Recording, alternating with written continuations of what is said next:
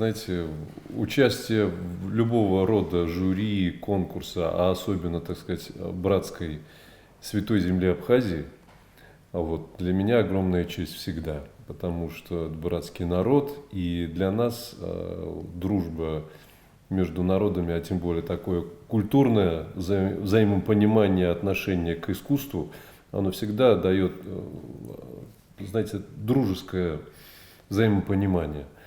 Что касаемо конкурса, каждый конкурс – это, я считаю, очередная ступень к достижению всего самого высшего. Это как на Олимпийских играх, только в вокальных Олимпийских играх, понимаете? Кто лучше, кто выше.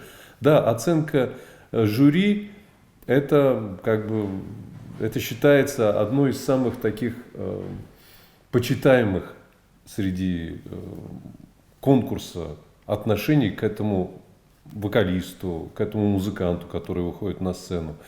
Безусловно, конкурс приобретает большую силу. Уже это 4-й конкурс. И для меня, я впервые участвую в этом конкурсе, и я чувствую, насколько заряжена атмосфера самих участников, потому что борьба такая серьезная, что каждый борется за каждый выход на сцену. Для меня существенно это видно, как ребята готовятся, насколько они волнительны, насколько они трепетно относятся к каждому произведению. Да, не все получается, безусловно, все мы живые люди, имеем право на ошибку, но никто этого не допускает.